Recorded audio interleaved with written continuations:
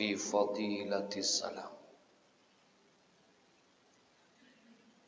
Adapun bab yang ke-18 fi fadilatis salam, yakni fi bayani fadilatis salam, di dalam menjelaskan dan menerangkan tentang keutamaan salam, ya, mengucapkan salam. Sebagaimana yang kita tahu dan kita maklumi bahwa salam adalah merupakan salah satu bentuk penghormatan. Ya, dalam Islam penghormatan sesama muslim itu adalah dengan mengucapkan salam. Dan salam juga adalah merupakan doa. Mendoakan satu dengan yang lainnya. Kita dianjurkan dan disunnahkan itu untuk mengucapkan salam. Ya, untuk mengucapkan salam kita disunnahkan. Orang yang memulai mengucapkan salam ini itu lebih utama dia keberadaannya di hadapan Allah Subhanahu wa taala. Selain bentuk penghormatan, salam juga adalah doa. Teringat kita ada satu kisah. Rasulullah sallallahu alaihi wasallam pernah satu hari beliau itu pergi melewati pasar di Madinah. Ketika beliau melewati pasar di Madinah, beliau lihat ada seorang anak perempuan sedang menangis dia. Ya, sedang menangis. Kemudian diparani oleh Rasulullah, ditanya sama Rasulullah, "Kenapa engkau menangis?" Ternyata uangnya hilang. Uangnya hilang. Berapa hilangnya? Hilangnya 100 dirham. Kemudian dikasih sama Rasulullah, digantikan. Nah, anak perempuan ini ternyata dia ini seorang budak yang lagi disuruh sama majikannya untuk membelanja lah kasarnya. Tiba-tiba uangnya hilang. Entah kecopet, entah jatuh, entah apa, pokoknya hilang. Maka dia menangis. Nah, digantilah sama Nabi. Kemudian ternyata anak ini, ya, dia mengucapkan terima kasih kepada Nabi karena uangnya sudah dikembalikan, tapi ini perempuan masih nangis saja. Ditanya sama Rasulullah, "Kenapa? Kan uangnya sudah saya ganti." "Iya, saya tadi dipesan sama majikan saya nggak boleh pulang sore-sore. Ya, bahasa kita jam 1 udah pulang. Ini udah jam 4 masih ada di situ gitu. Terus bagaimana?" kata Rasulullah. "Bisa nggak Tuhan anterin saya pulang?" Begitu kata dia. Jadi kata nih budak perempuan itu, dia minta dianterin sama Rasulullah. Dia nggak tahu kalau yang diajak ngomong itu siapa, Rasulullah. Nah, dia minta dianterin pulang supaya nanti dia nggak diomelin sama majikannya. Ya, Rasulullah bisa memberikan kabar bahwa dia hilang uangnya dan lain sebagainya. Baik kata Rasulullah. Pulanglah. Diajak sama Rasulullah. Nah, ketika Rasulullah ajak, ditanya mana rumahnya itu. Kemudian Rasulullah memberanikan diri, kemudian Rasulullah mengucapkan salam dengan suara yang cukup keras. "Assalamualaikum warahmatullahi wabarakatuh." Kedengeran ke dalam. Kemudian orang yang di dalam, karena ada suara mengucapkan salam, dia keluar, dia lihat dari jendela. Masya Allah. Ternyata yang datang itu siapa? Rasulullah. Maka dijawablah oleh sang majikan ini. Tapi jawabnya dalam hati. Waalaikumsalam warahmatullahi wabarakatuh. Rasulullah dengar nggak? Rasulullah dengar nggak? Enggak. Makanya Rasulullah mengucapin salam lagi yang kedua. Assalamualaikum warahmatullahi wabarakatuh. Lagi-lagi nih majikan jawab juga, tapi jawabnya dalam hati. Nggak dengar lagi nih. Sampai 3 kali Rasulullah mengucapkan itu. Dijawab sama dia dalam hati. Kemudian dia pun membuka pintu, dia menjumpai Rasulullah. Waalaikumsalam warahmatullahi wabarakatuh. Ahlan wa sahlan wa marhaban. Selamat datang, Masya Allah. Satu kemuliaan buat saya ya Rasulullah.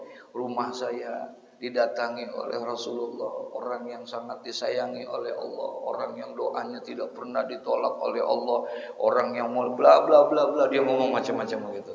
Saking girangnya rumahnya kedatangan apa? Rasulullah. Kemudian Rasulullah bilang, "Oh ya baik. Saya datang ke sini untuk menghantarkan, benar ini budak engkau?" "Iya." "Nah, tadi saya ketemu dia di pasar. Dia sedang menangis karena uangnya hilang. Ditugaskan sama kamu belanja, uangnya hilang. Jadi dia mencari-cari nggak ketemu. Akhirnya saya sudah ganti uangnya. Tapi tetap dia menangis karena dia takut diombeli sama kamu. Pulangnya harus jam 1, sekarang udah jam 4. Nah, saya hantarkan ini maksudnya supaya kamu jangan marahin dia." Paham maksudnya nih? Ya. Maksudnya supaya majikannya jangan omelin dia. Apa kata majikannya? "Ya Rasulullah, bagaimana mungkin saya bisa marahin dia? Karena sebab dialah engkau bisa datang ke rumah saya. Sebuah penghormatan yang luar biasa buat saya. Engkau bisa datang dan berkunjung, rumah saya terinjak oleh kakimu yang mulia ini ya Rasulullah. Bukan hanya sekedar saya tidak marah, bukan hanya saya maafkan, tapi mulai hari ini saya bebaskan dia dari budak menjadi orang yang merdeka. Karena dia telah memberikan satu kegembiraan buat saya." Masya Allah. Jadi budak ini langsung diapain? Dimerdekakan oleh majikannya. Kata Rasulullah, "Baik, terima kasih. Engkau sudah mendapatkan ganjaran pahala yang besar karena engkau telah membebaskan seorang budak. Aku mau tanya, tadi aku ngucapin salam sampai 3 kali. Apakah engkau tidak mendengar ucapan salam saya?" "Dengar ya Rasulullah." "Lah, kenapa kamu tidak menjawab?" "Saya jawab ya Rasulullah, tapi jawabnya dalam hati." Begitu kata dia. Ya, saya jawabnya dalam hati. "Kenapa kamu jawab dalam hati? Bagaimana mungkin saya dengar engkau menjawab ini?" "Ya Rasulullah, mohon maaf. Bukankah engkau mengatakan bahwa salam itu adalah doa?" "Iya." "Betul," kata Rasulullah, "salam adalah doa. Alangkah beruntungnya saya mendapatkan doa dari orang yang doanya tidak pernah ditolak oleh Allah Subhanahu wa taala. Terus makanya sengaja aku jawab dalam hati supaya engkau berdoa, ngucapin salam berulang-ulang." Begitu katanya. Pinter enggak dia? Budaknya pinter, majikannya pinter juga. Jadi artinya itu salam itu adalah bukan hanya sekedar sebentuk tahniyah, sebagai bentuk pengucapan penghormatan, tapi di dalamnya berisikan apa? Doa. Ya. Berisikan doa, subhanallah. Dan dia disunnahkan dia ini mengucapkan salam itu, wa sunnatu ayyusallimal masi 'alal jalis. Sunnah buat orang yang jalan mengucapkan salam itu kepada orang yang sedang duduk. Gitu. Orang yang jalan mengucapin salamnya kepada ada orang yang duduk, dia ucapin apa? Salam. Sunnah tuh. Waraqibu 'alal masi. Orang yang naik kendaraan sunnah mengucapkan salam terlebih dahulu kepada orang yang jalan kaki. Nah, ini adab dan etikanya. Nabi mengajarkan hal yang demikian. Masya Allah. Ya, jadi penting ini salam untuk kita ini. Selain kita sebuah bentuk penghormatan, tapi salam juga adalah merupakan daripada doa di dalamnya. Naqala Rasulullah sallallahu alaihi wasallam, bersabda Nabi sallallahu alaihi wasallam, kata Nabi, "Assalamu qabla al-kalam." Jadi kata Nabi, mengucapkan salam itu sebelum berbicara.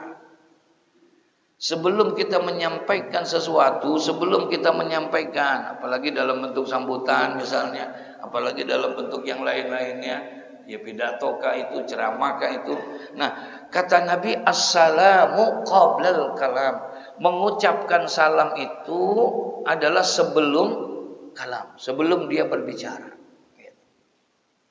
Jangan diawali dengan pembicaraan terlebih dahulu. Kata ulama, kalau dia awali dengan berbicara seperti dulu sebelumnya, ya dia mengucapkan pembicaraan itu sebelumnya, maka akan hilang kesunahannya, hilang itu katanya. Ya, kesunahan daripada mengucapkan salam itu hilang karena dia diawalinya bukan dengan apa? Dengan salam. Jadi udah ngomong dulu yang lain-lain. Apalagi ngomongnya macam banyak, pakai pantun dulu lagi.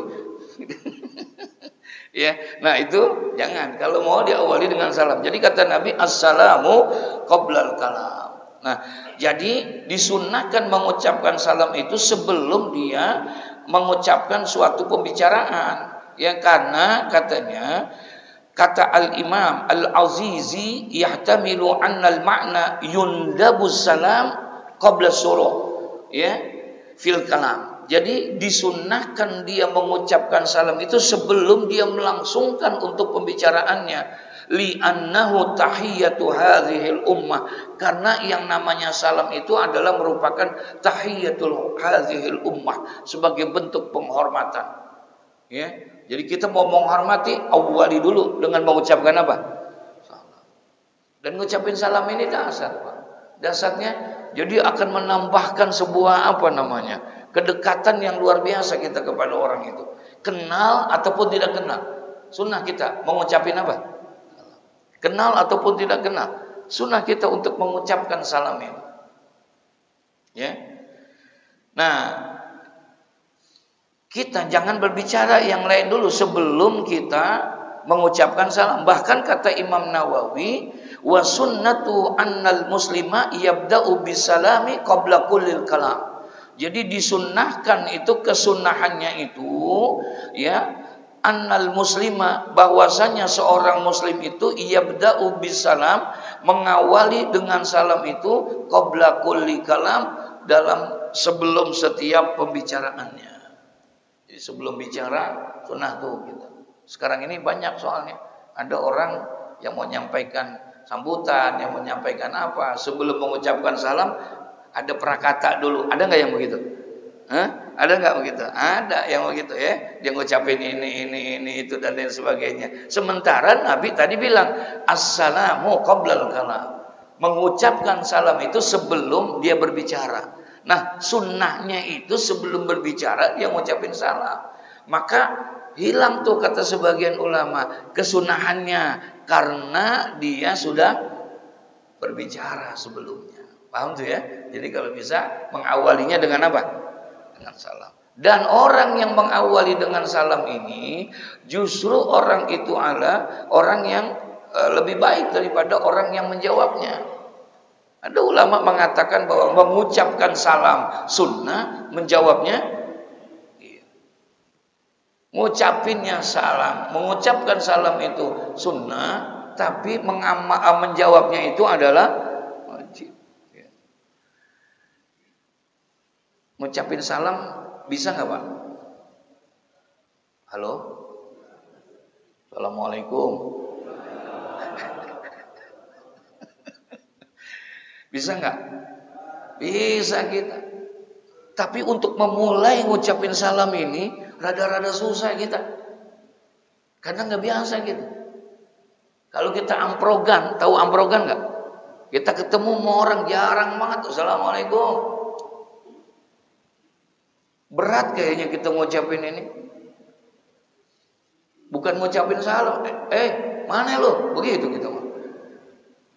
Ya, jadi mengucapkan salam ini, kenapa yang memulai ucapan salam itu malah mempunyai nilai yang lebih dibandingkan dengan yang menjawab? Karena dia yang memulai, sehingga akhirnya orang itu tertarik dia untuk berzikir dan mengingat kepada Allah Subhanahu wa taala dengan menjawab salam itu. Kata Rasulullah, waqala Nabi sallallahu alaihi wasallam, man bada'a bil kalami qabla salam fala tujibuhu. Kata Nabi, man bada'a bil kalam, barang siapa yang memulai dengan pembicaraan ya qabla salam, sebelum mengucapkan apa? Salam. Barang siapa yang memulai dengan perkataan-perkataan sebelum dia mengucapkan salam, apa kata Nabi? Fala tujibuhu, maka tidak wajiblah ya kalian menjawab salamnya itu, katanya. Makanya tadi dibilang hilang tuh, kegugur tuh kesunahannya, kata ulama. Kalau dia ngomong dulu sebelum dia mengucapkan apa? Salam. Makanya buat yang menjawab, gugur udah untuk menjawabnya kita. Ya, untuk menjawabnya itu kewajibannya gugur. Tapi tetap dapat pahala kalau kita menjawab, ya, karena kita menjawab salamnya gitu. Tapi gugur tuh yang namanya itu. Masya Allah, ya. Menjawab salamnya itu. Biasanya, Pak, mohon maaf, biasanya itu kalau sunnah sama yang wajib pahalanya gedean yang mana? Hah? Sunnah sama yang wajib pahalanya gedean yang mana? Itu pahalanya gedean yang wajib daripada yang sunnah. Tapi lempengan ngucapin salam, kata Imam Nawawi dalam Al-Azkar, ini justru gedean yang ngucapin salam. Ya, lebih besar yang mengucapkan salam daripada yang apa? Yang menjawab. Kenapa? Karena dia yang memulai. Karena dia yang memulai. Dan memulai ngucapin salam ini bukan sesuatu yang mudah. Kalau nggak bisa dan nggak biasa, berat ngucapin salam ini. Ya, berat. Apalagi misalnya sama orang yang ada di bawah kita. Baik bawah kondisi status sosialnya, apakah usianya, apakah ilmunya. Nah, kita disuruh ngemulain jawab yang mengucapkan salam, itu rada gengsian dikit. Ya, ngapa gue yang ngucapin salam, dia ngucapin salam, gue kan ustadz, begitu kata dia. Nah, biasanya tuh kepada yang kecil itu, kepada yang ini, ya, rada-rada susah, berat, ada kegengsian dalam diri kita. Padahal lebih afdal, apalagi kepada anak kecil. Apalagi kepada anak kecil, selalu kita mengawali kepada mereka seharusnya Assalamualaikum, Assalamualaikum. Ya, kepada anak kecil itu. Kenapa? Selain kita mengamalkan sunnah Rasulullah, di situ mengandung satu pembelajaran kepada anak itu, mendidik akhlak yang baik. Jadi harus kita mengucapkan salam. Ada nilai pembelajaran di dalamnya. Ini yang diajarkan oleh. Dan salam adalah merupakan salah satu pintu untuk bisa masuknya surga. Rasulullah Sallallahu Alaihi Wasallam pernah menyampaikan satu hadis. Apa kata Nabi? Aktibil kalam, wa afsis salam, wasilil arham, wasolli bil laili wan nasi niyam, summa dkhulil jannah bisalam. Ada 4 kata Rasulullah. Kata Rasulullah, aktibil kalam, berbicaralah dengan perkataan yang baik. 1. Jadi kalau ngomonglah dengan omongan yang apa? Yang baik. Enggak keluar dari mulutnya kecuali kalimat thayyibah, kalimat yang baik. Maaf, orang yang beriman belum sempurna nilai keimanannya kalau mulutnya masih kasar. Belum sempurna imannya. Biar kata jidatnya hitam. Biar kata jidatnya hitam tiap malam tahajud, pagi duha, Senin Kamis puasa, tapi mulutnya kasar. Kalau manggil orang, monyet sini lo. Astagfirullahaladzim. Bego sini lo. Mulutnya kasar. Man kana yu'minu billahi wal yaumil akhir falyakul khairan aw liyasmut. Ini yang diajarkan oleh Nabi sallallahu alaihi wasallam. Man kana yu'minu billahi wal yawmil akhir. Barang siapa yang beriman dia kepada Allah dan beriman kepada hari akhir, falyakul khairan. Maka hendaklah dia berbicara yang baik-baik saja. Enggak keluar dari mulutnya kecuali adalah kalimat-kalimat yang baik. Sayyidina Anas bin Malik, beliau ini Pak adalah maula Rasulullah sallallahu alaihi wasallam yang selalu mendampingi Rasulullah. Dia berkhidmat kepada Rasulullah. Tiap hari bersama Rasulullah. 11 tahun dia sama Rasulullah. Anas bin Malik. Dari sejak kecil. Karena Ummu Sulaim, ibunya itu pernah membawa Anas bin Malik. Diserahkan Anas bin Malik itu kepada Rasulullah di usia 10 tahun. Jadi usia 10 tahun Anas bin Malik sudah bersama Rasulullah. Sampai kapan? Sampai Rasulullah wafat. Dan Rasulullah wafat di usia 63. Ketika Rasulullah meninggal dunia, ternyata Anas bin Malik di situ kurang lebih umurnya 21 tahun. Umur 10 sudah ikut Nabi. Ketika Nabi meninggal dunia, dia umurnya 21 tahun. Berarti berapa tahun dia? 11 tahun dia bersama Rasulullah. Apa kata Sayyidina Anas bin Malik? 11 tahun saya bersama Rasulullah. Belum pernah terdengar dari telingaku ada kata-kata kasar dan kotor keluar dari mulutnya Rasulullah. Enggak pernah dia dengar. Karena yang keluar adalah kalimat thayyibah. Kalimat-kalimat yang baik. Masya Allah. Ya. Rasulullah begitu luar biasa dari sisi akhlak ini kan bukan hanya perbuatan, Pak. Tapi juga dengan perkataan. Ada orang perbuatannya baik perbuatannya, tapi mulutnya kasar. Sekali ngomong kuping orang merah. Ya, sekali ngomong kuping orang merah. Ada yang begitu enggak? Ini orang mah kalem banget, diem aja rumahnya. Kagak banyak, cuma sekali ngomong, Masya Allah. Nah Rasulullah tidak. Dijadikan lisannya itu lisan yang luar biasa. Atibil kalam. Kata Nabi, berbicaralah kamu dengan yang baik. Wa afsis salam. Dan tebarkanlah oleh kamu salam. Tebarkan oleh kamu salam. Kepada siapa? Kepada siapa saja. Baik yang kamu kenal ataupun yang tidak kamu kenal.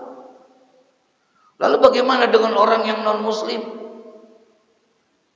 Bagaimana orang yang di luar agama? Buat kita, tadi Nabi pesannya baik orang yang kita kenal ataupun orang yang tidak kita. Kalau kita tahu orang itu agamanya bukan Islam, ya, berarti kita kenal apa enggak sama dia? Berarti kita kenal enggak? Kita kenal, walaupun namanya mungkin kita enggak kenal. Ada tetangga, dia non muslim, tapi kita nggak kenal namanya. Nah dia, bagaimana kita? Apakah perlu kita? Enggak. Kita nggak boleh mengucapkan salam kalau kita kenal dia sebagai seorang non muslim. Nggak perlu kita mengucapkan salam, kecuali dia yang mengucapkan salam kepada kita. Ya. Nah kita dianjurkan untuk mengucapkan salam kepadanya. Baik itu kenal ataupun wa absus salam. Dua, atibil kalam wa absus salam. Bicaralah dengan yang baik. Yang kedua kata Nabi, tebarkanlah apa? Salam. Yang ketiga, wasilil arham. Dan jalinlah silaturahmi. Dan jalinlah silaturahmi. Jalin silaturahmi. Jangan diputuskan itu silaturahmi. Wasolli bil laili wan nasi bin niyam. Sembahyanglah kamu di waktu malam. Ya sembahyang sunnah, tahajud kah itu? Qiyamul lail kah itu? Kalau itu sudah kamu lakukan, summadkhulil jannah bisalam. Kamu akan masuk ke dalam surga penuh dengan keselamatan, insya Allah. Ya Rabbana. Jadi mengucapkan salam, menebarkan salam, salah satu kunci untuk bisa masuk ke dalam surganya Allah. Satu hari ada seorang sahabat bertanya sama Rasulullah. Dia selesai melaksanakan ibadah haji. Selesai dia melaksanakan ibadah umrah. Kemudian dia tanya, "Ya Rasulullah, apakah ibadah haji dan umrah saya ini mabrur atau tidak mabrur?" Ya, karena target orang mengerjakan haji dan umrah adalah supaya hajinya apa? Mabrur. Ya, minta supaya hajinya mabrur. Nah, itu yang diharapkan. Kenapa? Karena Rasulullah Shallallahu Alaihi Wasallam pernah bersabda, kata Rasulullah, ya tidak ada balasannya bagi orang yang hajinya mabrur kecuali apa? Surga. Maka dia minta supaya hajinya itu mabrur. Dan untuk mabrur ini, ya haji yang baik ini, haji yang diterima ini, tidak semudah membalikkan telapak tangan, Pak, untuk bisa mendapatkan haji yang mabrur. Jadi banyak kriterianya, persyaratan untuk bisa menjadi haji mabrur. Kalau kata Tuan Guru Mu'allim Syafi'i Hadami, saya punya guru, beliau bilang, kalau pengen haji yang mabrur tuh minimal 3 dia harus perhatikan. Ada 3 yang mesti diperhatikan dan ada 3 yang perlu dipersiapkan oleh dia. Yang pertama adalah perhatikan qoblal haji, sebelum hajinya. Yang kedua, indal haji, ketika hajinya. Yang keempat, yang ketiga, ba'dal haji. 3 nih. Kalau dia pengen dapetin haji yang apa? Mabrur. Maka 3 ini perhatiin. Yang pertama, qoblal haji, sebelum haji. Sebelum haji. Apa yang mesti diperhatiin sebelum haji? Yang pertama, niat. Apa niatnya? Mesti niat yang baik. Niatnya jangan niat yang macam-macam. Orang pergi haji ntar niatnya banyak, Pak. Rasulullah 14 abad yang lalu sudah memberikan ilustrasi. Sayati ala ummati zamanun yahujju aghniya'u ummati linnusha wa awsatuhum litijara wa qurra'uhum lirriya'i wa sum'a wa fuqara'uhum lil mas'alah. Nabi udah memberikan isyarat 14 abad yang lalu. Kata Nabi, sayati ala ummati zamanun, nanti akan terjadi satu masa ada orang pergi haji niatnya macam-macam. Yahuju aghniya'u ummati linnuzha. Nanti di antara umatku yang kaya, yang duitnya banyak, mereka pergi haji tapi bukan karena Allah. Linnuzha, sekedar buat jalan-jalan doang, sekedar buat rekreasi doang. Supaya dia mendapatkan prestise masyarakat, bayar mahal, tapi Masya Allah, dia tidak memanfaatkan itu. Yang kedua, wa ausatuhum litijarah. Ada juga nanti orang pergi haji bukan karena Allah, tapi litijarah, dagang. Ya, pergi haji tapi tujuannya buat ngapain? Dagang. Tuh koper penuh, Pak, sama gudang garam Surya. Dia pengen dagang di sono. Ya, Masya Allah. Kemudian wa qurra'uhum lirriya'i wa sum'ah. Qurra' jamak daripada qari, nanti pun orang yang pandai Al-Quran, yakni maksudnya orang fi sadril Islam. Al-Qurra bermakna itu ulama. Nanti para ulama pun, para ahli-ahli agama, para ustadz, para ustazah, para kiai, para cendekiawan berangkat menunaikan ibadah haji. Satu masa kata Rasulullah, tujuannya bukan karena Allah, niatnya bukan karena Allah, kiai, tapi lirriya wasum'ah. Ya, riya tujuannya, pengen mendapatkan apa? Nilai perhatian, pujian dari orang lain. Nauzubillah. Wa fuqara'uhum lil mas'alah. Dan nanti pun juga ada orang miskin pergi haji tujuannya untuk apa? Minta-minta. Dan itu semua sudah terjadi, Rasulullah sampaikan itu. Masya. Jadi kalau mau haji yang mabrur, lurusin niatnya yang pertama. Yang kedua, lihat dulu hartanya. Jangan harap hajinya mabrur kalau uang yang dia pakai adalah uang yang apa? Haram. Mustahil Allah akan berikan haji yang mabrur kalau uang yang dia pakai adalah uang yang bukan dari uang yang halal. Apa sah hajinya? Bisa jadi sah hajinya. Hajinya mungkin sah. Dia pergi haji dengan uang yang haram.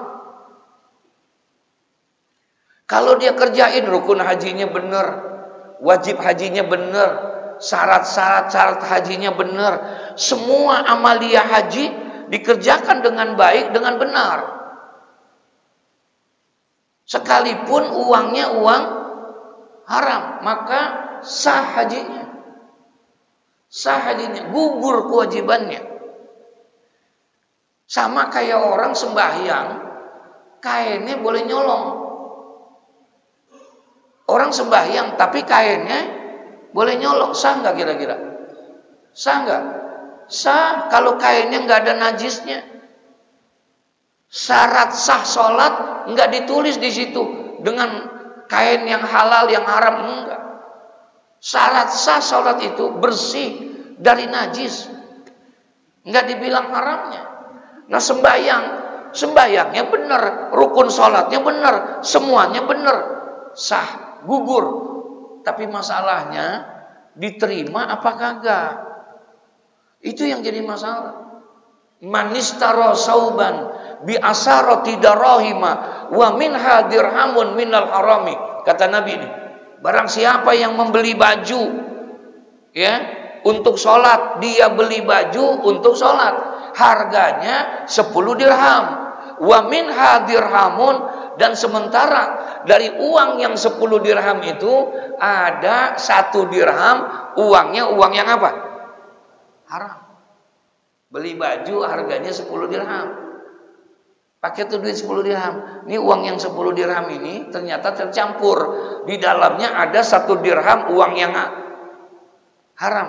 Maka tidak diterima sholatnya. Allahu Akbar. Sama kayak orang berangkat haji. Ada orang berangkat haji pakai uang yang haram. Dari mana dia dapat? Misalnya tembus 3 angka. Dia pakai buat haji, dia pakai buat umroh. Berangkat, biar berkah kata dia.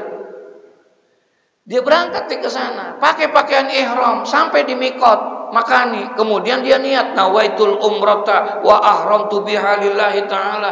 Udah pakai pakaian ihram, labbaik Allahumma labbaik, labbaik la syarika laka labbaik, innal hamda wan ni'mata laka wal mulk la syarika lak. Apa kata Nabi? Ketika orang itu mengucapkan labbaik Allahumma labbaik, ya Allah, aku penuhi panggilanmu, aku penuhi panggilanmu, Allah langsung jawab. Apa kata Allah? La labbaik wala sa'daik. Ditolak sama Allah. Kalau uangnya. Jadi untuk bisa mendapatkan haji yang mabrur tidak mudah. Lihat dulu sebelumnya. Belum lagi di sananya, belum lagi sesudahnya. Nah, sahabat nanya sama Rasulullah, "Ya Rasulullah, apakah umrah saya mabrur atau tidak?" Fasakata, Rasulullah diam ketika ditanya itu.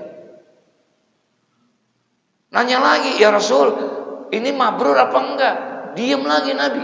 3 kali Nabi ditanya seperti itu, Nabi diam. Apa kata Nabi Muhammad? Mabrur atau tidak mabrurnya hanya Allah yang tahu.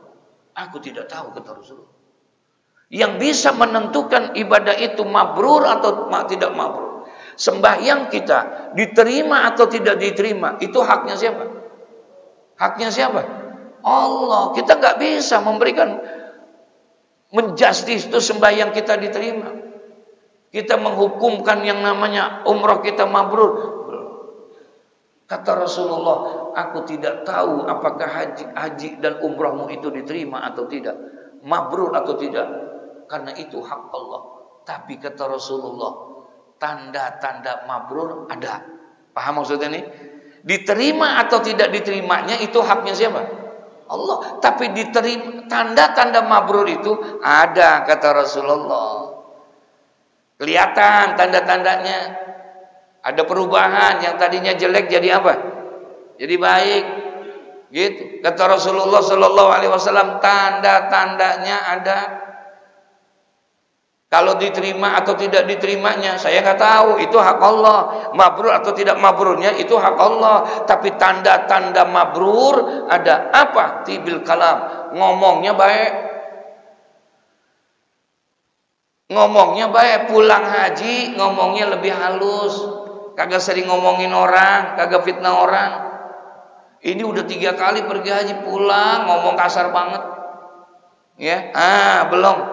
Kata Nabi tibil kalam, tanda orang yang mabrur ngomongnya baik. Yang kedua wa it'amit ta'am. Peduli sama orang. Enggak jadi orang yang bakhil, enggak jadi orang yang pelit. Ada orang pergi haji, sebelum berangkat haji, ini orang pelit.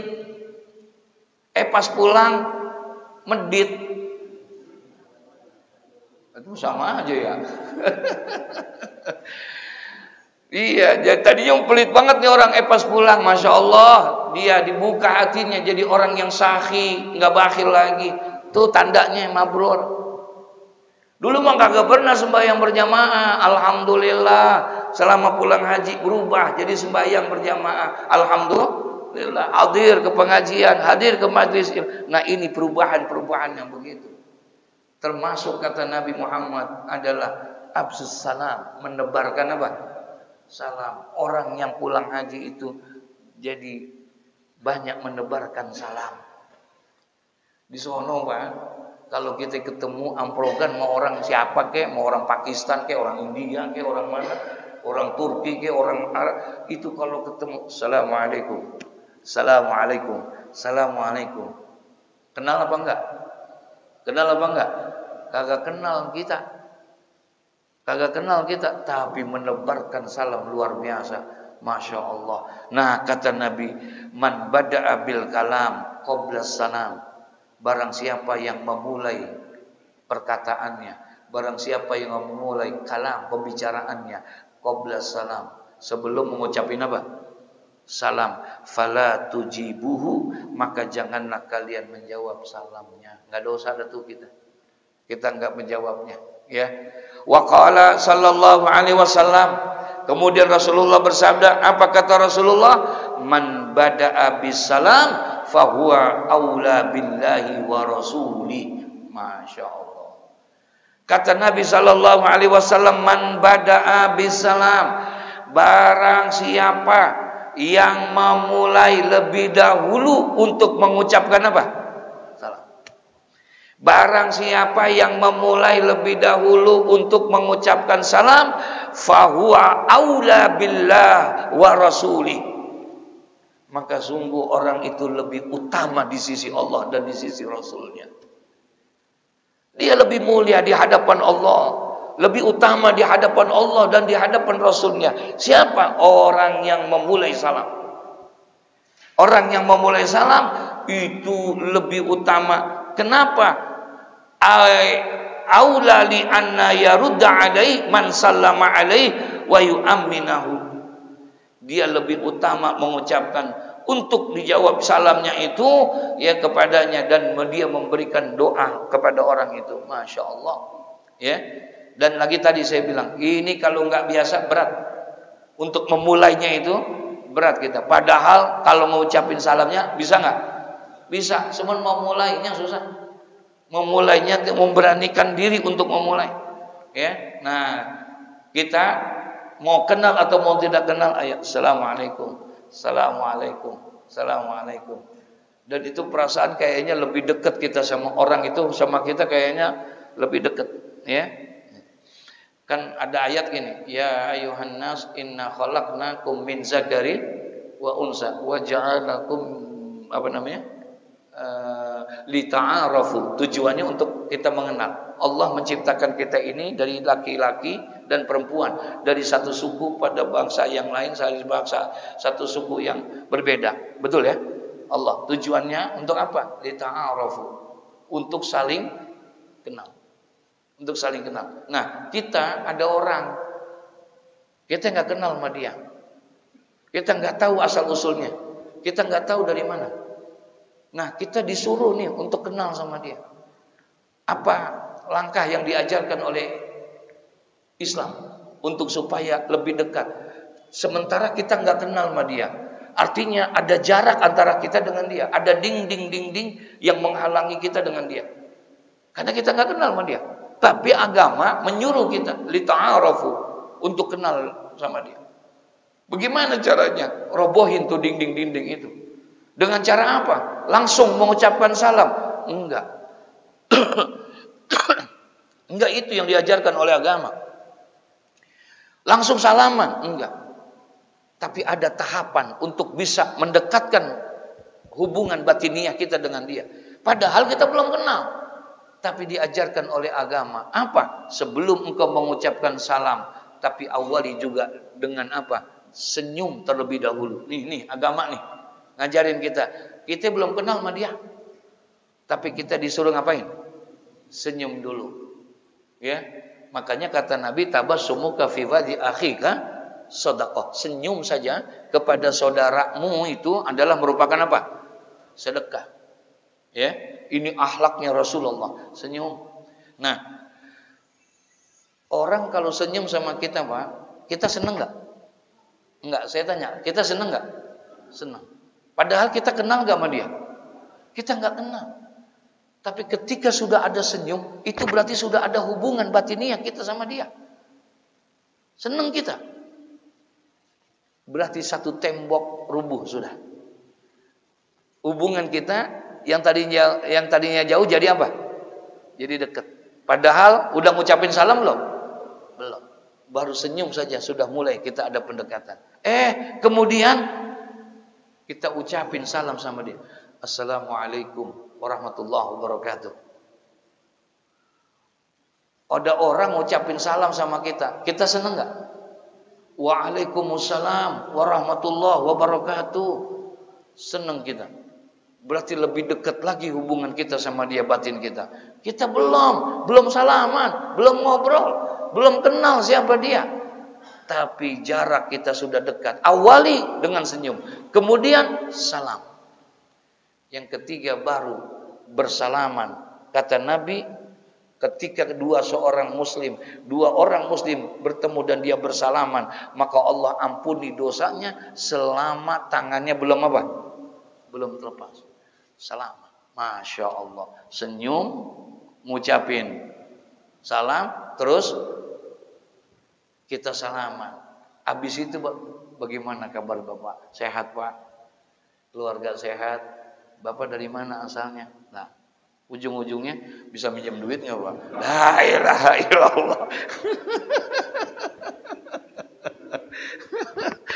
Ya, Masya Allah. Nah, fahuwa aula billahi wa rasulih man bada'a bisalam. Barang siapa yang memulai ya lebih dahulu untuk mengucapkan apa?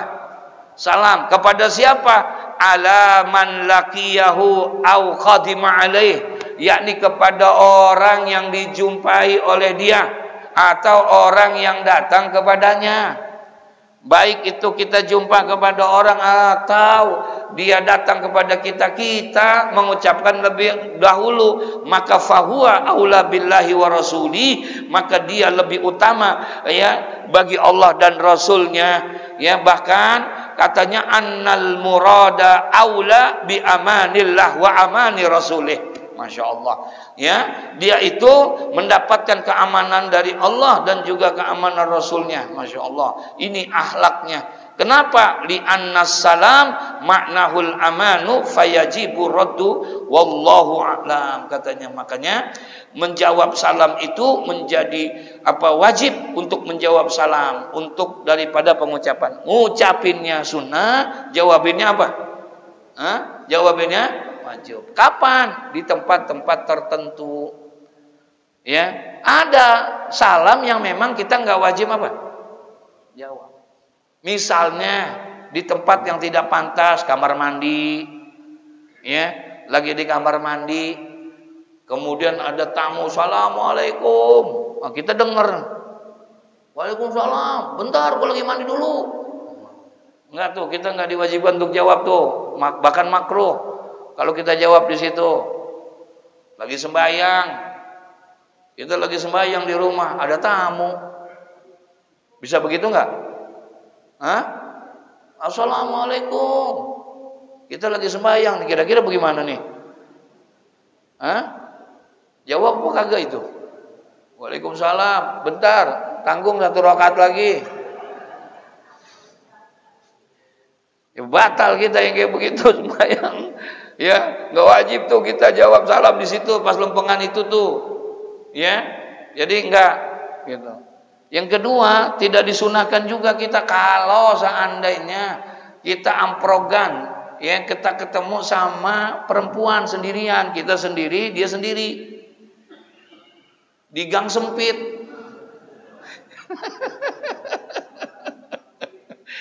Ya, di gang sempit. Ini orang masih muda, perempuannya. Nah, kita nggak disunahin tuh ngucapin salam sama dia.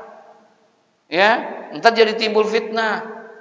Ya, makanya nggak sunnah kita kalau dia berdua, kita sendiri, dia sendiri. Udah gitu emang cakep lagi tuh orang. Ya, nah itu nggak disuruh. Kenapa? Khawatir ada fitnah. Setan bisa masuk di situ. Bukan timbang ngucapin salam dong. Assalamualaikum. Dari mana neng? Nomor handphone berapa? Nah, kalau udah nanya nomor handphone kan udah bahaya itu mah. Ya, nah jadi itu yang nggak boleh. Makanya, nah itu disebutin tuh sama Imam Nawawi di dalam kitab Al-Azkar An-Nawawi itu dijelasin, masya Allah, begitu apiknya cara adabnya. Dan dia mencukupi Pak. Misalnya kita lagi duduk nih, ada 5 orang, ada 10 orang dalam satu majlis. Ada orang ngucapin salam, Assalamualaikum warahmatullah. Semuanya dengar nggak? Semuanya dengar nggak? Dengar. Tapi cukup kalau seandainya nggak semua jawab, hanya satu aja yang jawab, selesai. Gugur tuh, ya. Yang lainnya nggak jawab, tapi yang satu jawab maka gugur, ya.